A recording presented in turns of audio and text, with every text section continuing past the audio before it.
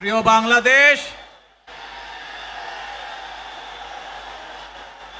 উপস্থিত প্রিয় মুরব্বীবর্গ, মঞ্চে উপস্থিত জাতীয় নেতৃবৃন্দ, আমার সামনে উপস্থিত প্রিয় ভাই ও বোনেরা এবং মিডিয়ার মাধ্যমে সমগ্র বাংলাদেশ থেকে যারা দেখছেন এই অনুষ্ঠান, প্রিয় ভাই বোনেরা, প্রিয় মা বোনেরা, আসসালামু আলাইকুম।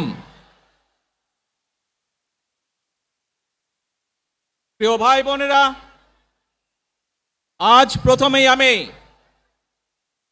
রাব্বুল আলামিনের দরবারে হাজারো লক্ষ কোটি শুকরিয়া জানাতে চাই।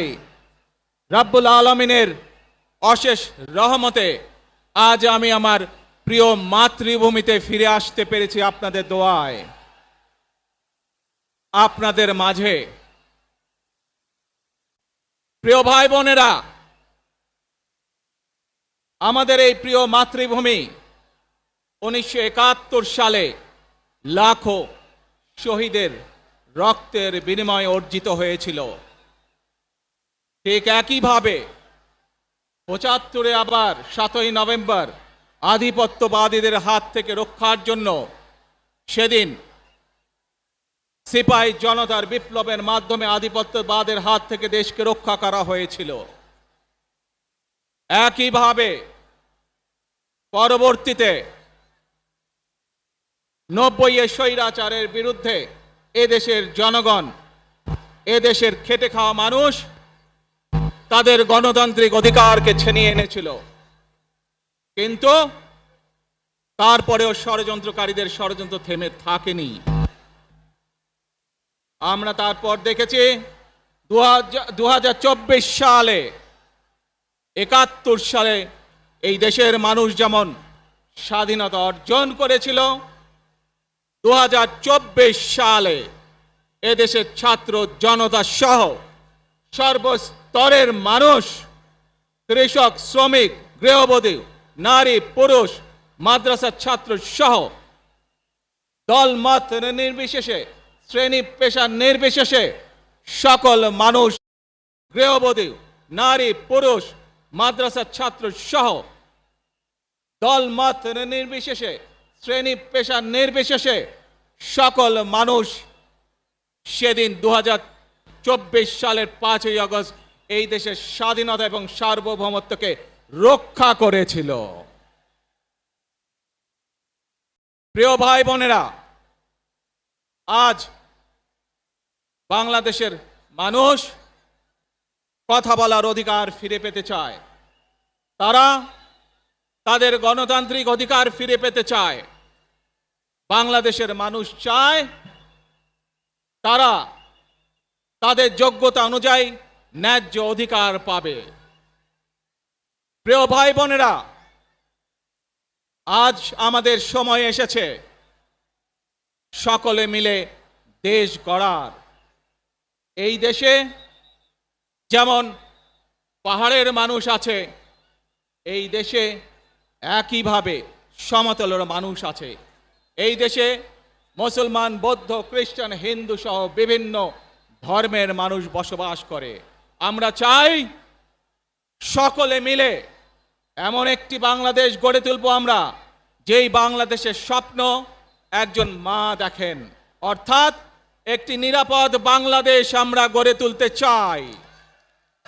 যে বাংলাদেশে একজন নারী, একজন পুরুষ, একজন শিশু যেই হোক না কেন নিরাপদে ঘর থেকে বের হলে নিরাপদে ইনশাআল্লাহ ঘরে আবার ফিরে আসতে পারে।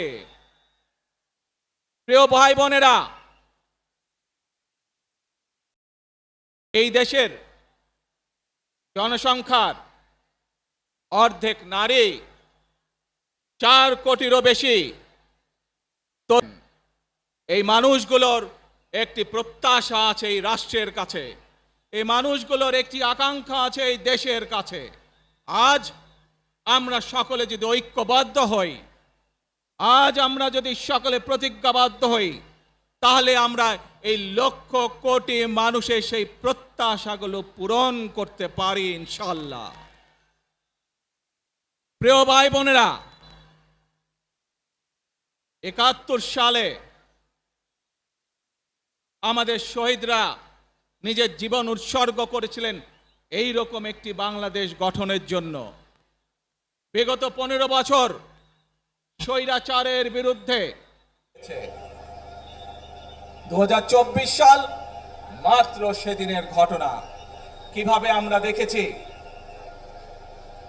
আমাদের তরুণ প্রজন্মের সদস্যরা কিভাবে নিজের জীবন উৎসর্গ করেছে দেশের এই স্বাধীনতা এবং সার্বভৌমত্বকে রক্ষা করার জন্য। প্রিয় ভাই বোনেরা, কয়েকদিন আগে এই বাংলাদেশের জন্য গণতন্ত্র প্রতিষ্ঠিত হোক, এই দেশের মানুষের গণতান্ত্রিক অধিকার প্রতিষ্ঠিত হোক, এই দেশের মানুষ তাদের গণতান্ত্রিক এবং অর্থনৈতিক অধিকার ফিরে পাক। আজ ২৪-এর আন্দোলনে যারা শহীদ হয়েছেন, ওসমান হাদি সহ ৭১-এ যারা শহীদ হয়েছেন, বিগত স্বৈরাচারের সময় বিভিন্নভাবে খুন গুমের শিকার হয়েছেন, এই মানুষগুলোর রক্তের ঋণ যদি শোধ করতে হয়, আসুন আমরা আমাদের সেই প্রত্যাশিত বাংলাদেশ গড়ে তুলব, যেখানে আমরা সকলে মিলে কাজ করব, যেখানে আমরা সকলে মিলে আমাদের প্রত্যাশিত বাংলাদেশকে গড়ে তুলব। প্রিয় ভাই বোনেরা, বিভিন্ন আধিপত্যবাদ শক্তির গুপ্তচরেরা বিভিন্নভাবে ষড়যন্ত্রে এখন লিপ্ত রয়েছে। আমাদেরকে ধৈর্যশীল হতে হবে, আমাদেরকে ধৈর্য ধারণ করতে হবে। বিশেষ করে তরুণ প্রজন্মের যে সদস্যরা আছেন, আপনারাই আগামী দিন দেশকে নেতৃত্ব দিবেন, দেশকে গড়ে তুলবেন। এই দায়িত্ব তরুণ প্রজন্মের সদস্যদেরকে আজ গ্রহণ করতে হবে, যাতে করে এই দেশকে আমরা সুন্দরভাবে গড়ে তুলতে পারি। শক্ত ভিত্তির উপরে, গণতান্ত্রিক ভিত্তি, শক্তিশালী অর্থনৈতিক ভিত্তির উপরে যাতে এই দেশকে আমরা গড়ে তুলতে পারি। প্রিয় ভাই বোনেরা, আমার সাথে আজকে মঞ্চে এখানে বহু জাতীয় নেতৃবৃন্দ বসে আছেন। আসুন আজকে আমরা দুহাত তুলে আল্লাহর দরবারে দোয়া করে আল্লাহর রহমত আমরা চাই। যে সকল জাতীয় নেতৃবৃন্দ এই মঞ্চে আছেন, মঞ্চের বাইরে যে সকল জাতীয় আরো নেতৃবৃন্দ আছেন, আমরা সকলে মিলে এই দেশকে নেতৃত্ব দিয়ে আমাদের বাংলাদেশের জনগণের প্রত্যাশিত সেই বাংলাদেশকে আমরা গড়ে তুলতে চাই। আমাদেরকে যে কোনো মূল্যে আমাদেরকে এই দেশের শান্তি শৃঙ্খলা রক্ষা করতে হবে। যে কোনো উস্কানির মুখে আমাদেরকে ধীর শান্ত থাকতে হবে। প্রিয় ভাই বোনেরা, আমরা দেশের শান্তি চাই, আমরা দেশের শান্তি চাই, আমরা দেশের শান্তি চাই। প্রিয় ভাই বোনেরা, মার্টিন লুথার কিং নাম শুনেছেন না আপনারা? নাম শুনেছেন তো আপনারা?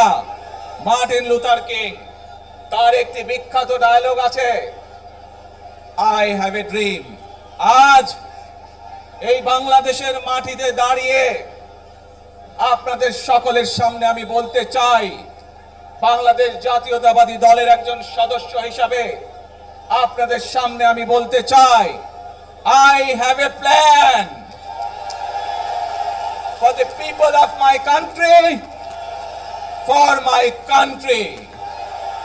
আজ এই পরিকল্পনা দেশের মানুষের স্বার্থে, দেশের উন্নয়নের জন্য, দেশের মানুষের ভাগ্যের পরিবর্তনের জন্য, যদি সেই প্ল্যান, সেই কার্যক্রম, সেই পরিকল্পনাকে বাস্তবায়ন করতে হয়, প্রিয় ভাই বোনেরা, এই জনসমুদ্রে যত মানুষ উপস্থিত আছেন, এই সারা বাংলাদেশে গণতন্ত্রের শক্তি যত মানুষ উপস্থিত আছেন, প্রত্যেকটি মানুষের সহযোগিতা আমার লাগবে।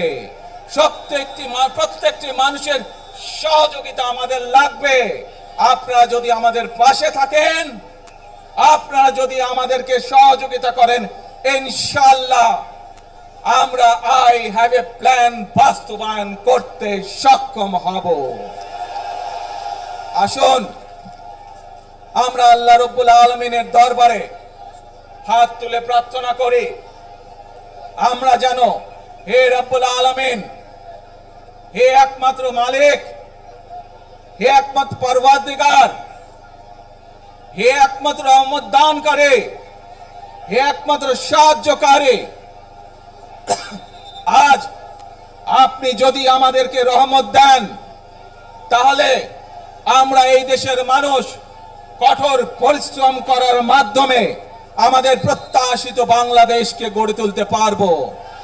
আজ যদি আল্লাহর রহমত এই দেশ এবং এই দেশের মানুষের পক্ষে থাকে, আল্লাহর সাহায্য, আল্লাহর দয়া এই দেশের মানুষের উপরে, এই দেশের উপরে থাকে, ইনশাআল্লাহ আমরা আমাদের প্রত্যাশিত বাংলাদেশ গড়ে তুলতে সক্ষম হব।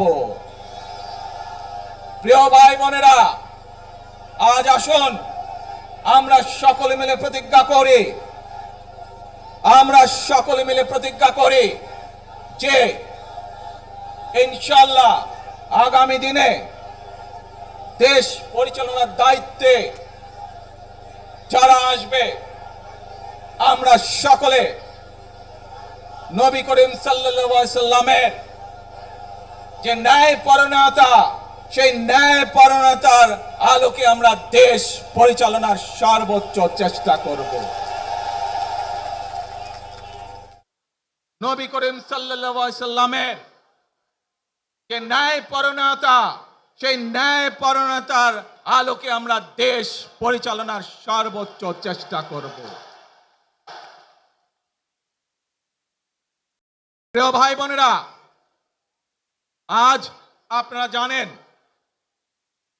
এখান থেকে আমি আমার মা দেশনেত্রী খালেদা জিয়ার কাছে যাব। একটি মানুষ, যে মানুষটি এই দেশের মাটি, এই দেশের মানুষকে নিজের জীবনের থেকেও বেশি ভালোবেসেছেন। তার সাথে কি হয়েছে আপনারা প্রত্যেকটি মানুষ সে সম্পর্কে অবগত আছেন। সন্তান হিসাবে আপনাদের কাছে আমি চাইবো আজ আল্লাহর দরবারে আপনারা দোয়া করবেন যাতে আল্লাহ ওনাকে তৌফিক দেন, উনি যাতে সুস্থ হতে পারেন। প্রিয় ভাই বোনেরা, সন্তান হিসাবে আমার মন আমার মায়ের বিছানার পাশে পড়ে আছে সেই হাসপাতালের ঘরে, কিন্তু সেই মানুষটি যাদের জন্য জীবনকে উৎসর্গ করেছে, অর্থাৎ আপনারা এই মানুষগুলোকে যাদের জন্য দেশনেত্রী খালেদা জিয়া জীবন উৎসর্গ করেছেন নিজের জীবন, সেই মানুষগুলোকে আমি কোনোভাবেই ফেলে যেতে পারি না। এবং সেজন্যই আজ হাসপাতালে যাবার আগে আপনাদের প্রতি সহ টেলিভিশনগুলোর মাধ্যমে যারা সমগ্র বাংলাদেশে আমাকে দেখছেন, আপনাদের সকলের কাছে কৃতজ্ঞতা প্রকাশ করার জন্য আজ আমি এখানে দাঁড়িয়েছি আপনাদের সামনে।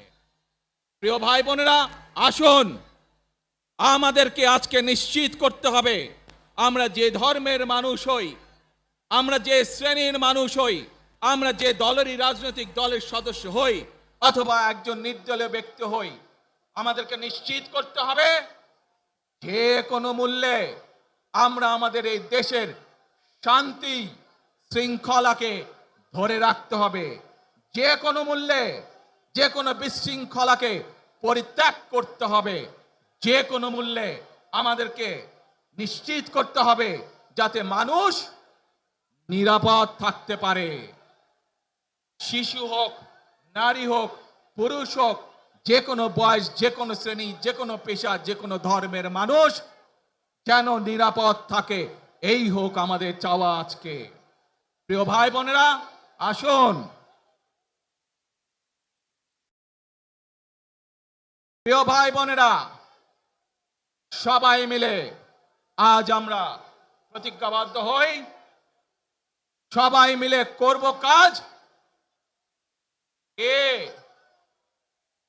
জোরে আরো, সবাই মিলে করব কাজ, করব আমাদের বাংলাদেশ। ইনশাআল্লাহ আপনাদের সকলের কাছে দোয়া আছে, আবারও সকলকে যে কোনো মূল্যে দেশে শান্তি শৃঙ্খলা রক্ষার আহ্বান জানিয়ে কে কোনো বিশৃঙ্খলাকে পরিহার করে ধৈর্যের সাথে মোকাবেলা করার আহ্বান জানিয়ে আমার বক্তব্য শেষ করছি। আবারও আপনাদের কাছে কৃতজ্ঞতা প্রকাশ করছি আজকে আমাকে এইভাবে বরণ করে নেওয়ার জন্য। আল্লাহ হাফেজ। বাংলাদেশ জিন্দাবাদ।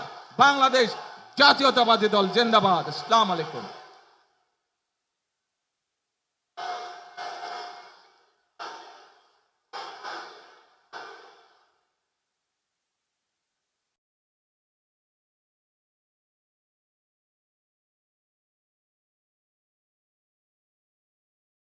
আমরা আজকের এই সমাবেশ থেকে বাংলাদেশ জাতীয়তাবাদী দলের ভারপ্রাপ্ত চেয়ারম্যান জনাব তারেক রহমান তিনি আমাদের মাঝে এসে আজকে যে গুরুত্বপূর্ণ